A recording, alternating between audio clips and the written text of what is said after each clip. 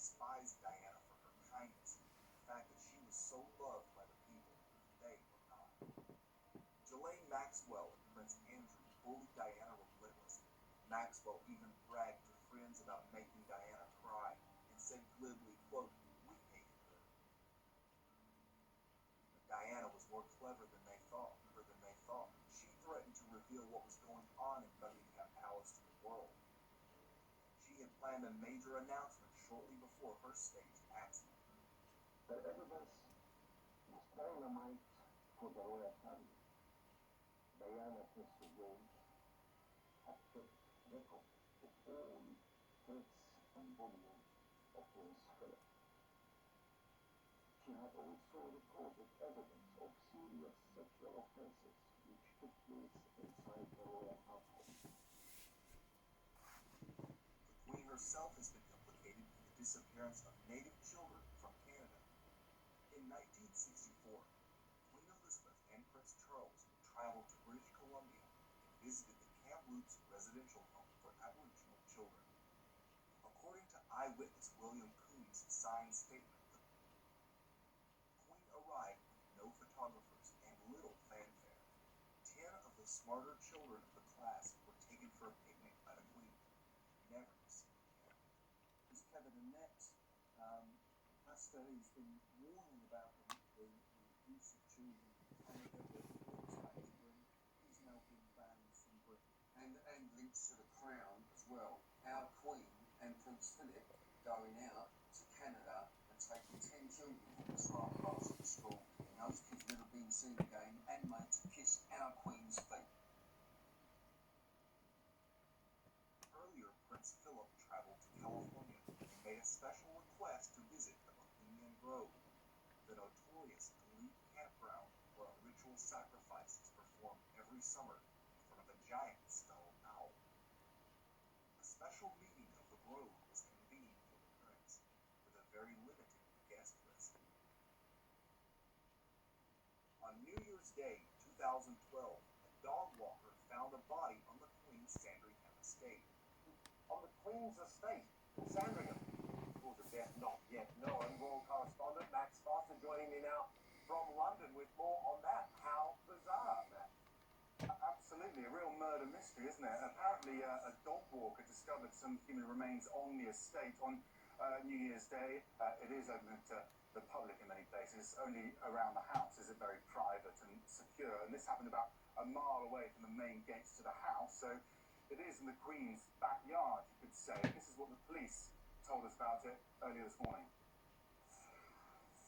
I think the circumstances indicate that she is probably the victim of murder. The body has been in situ for some time, but again, the experts are here to establish exactly what that time frame is.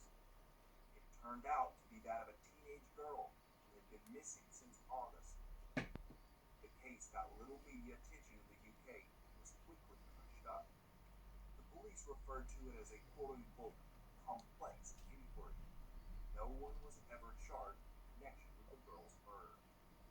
Who knows how many other bodies are waiting to be found on the Queen's various estates. The Windsors, or more accurately, the Saxe-Coburg-Gothas, have long been involved in Satanism and pedophilia. Illuminati survivor Arizona Wilder said in an interview with David Icke that she had witnessed satanic rituals participated in by Queen Elizabeth and the royal family. All I pick up was that for some reason there was a malevolence towards Diana, and Diana had never seen a ritual. I wondered what she knew about all of this. What have you seen the royal family do, the Queen Mother, and the other people you've seen in the rituals? What have you seen them do? I've seen all of them drink human blood and consume human flesh, and they have their own goblets in which they have blood in these goblets that are encrusted with jewels. And they also have their own daggers, and that the dagger goes into the goblet, and they stir the blood around with it, and it's also a symbol of a phallus going into the vagina when they're doing this. And I've seen them do this, and some of them have even the Queen Mother I saw with, she had her own, mix between a very elaborate ornate chair or a throne kind of thing brought in for her to sit. And because before these rituals actually start, there is a kind of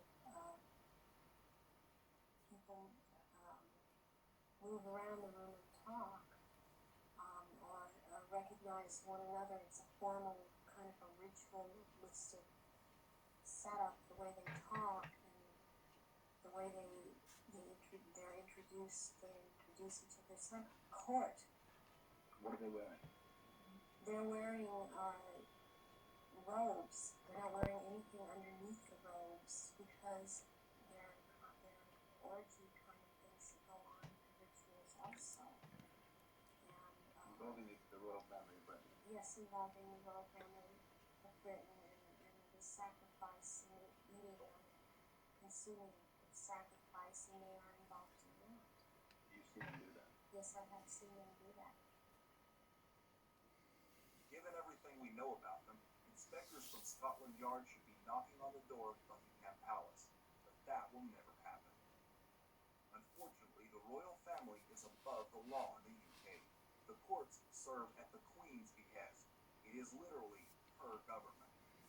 So Andrew is currently safe as long as he stays within the UK, but he recently canceled an upcoming luxury golfing trip to Spain. Legal experts believe it is because of the country's tough extradition treaty with the US. Why are both princes connected to notorious pedophiles? Why was the body of a missing girl found on the Queen's property? What happened to those 10 missing kids, Miss Queen? We truly are living in an age of revealing. Slowly the curtain is being pulled back, and the public is beginning to get a glimpse of what has been taking place inside Buckingham Palace. But it is still just the tip of the iceberg. What will the public do when they find out about the snuff films, human hunting parties, cannibals? As always, thanks for watching, and if you enjoy my productions, please like and subscribe, and help me get the word out by sharing this video. If you would like to support this channel and help me make more videos, please head over to patreon.com where you will find members-only videos.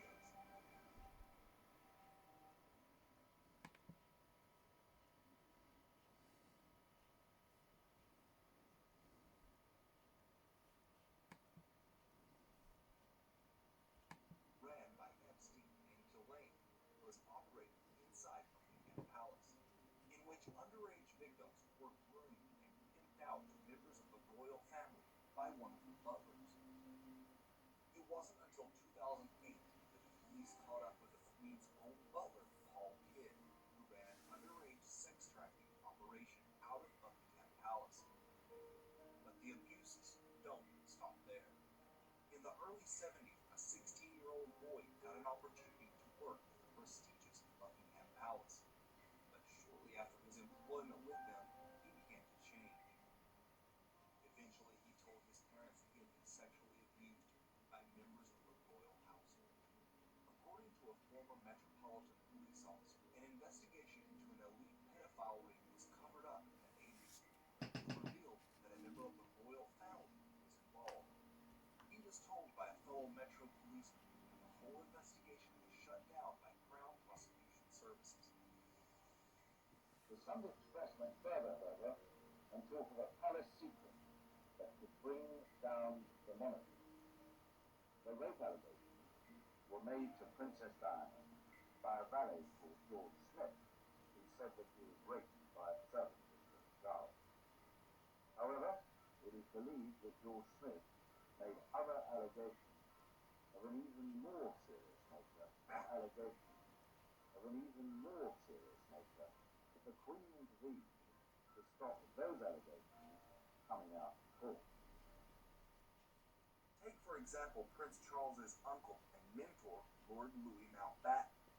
After his death, unsealed FBI files revealed that he was a pedophile and serial abuser of children. The authors of War of the Windsors state that Lord Louis Mountbatten had the nickname Dickie, and for good reason. Philip's uncle Dickie was the last viceroy in India, where he was a known pedophile who sexually exploited young working-class Indian peasant boys. Another book, The Kincora Scandal, connects Lord Dickie Mountbatten to a child prostitution vice ring in Belfast, Ireland. Authorities failed to intervene at the Kincora care home for boys until 1981, despite reports over the years of child sexual abuse.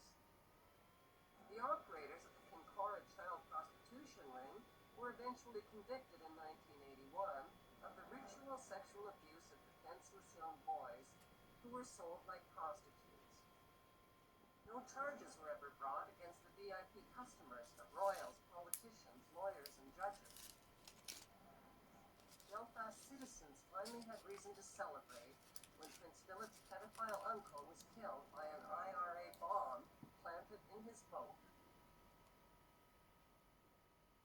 In fact, it is he who introduced Jimmy Savile to the royal family.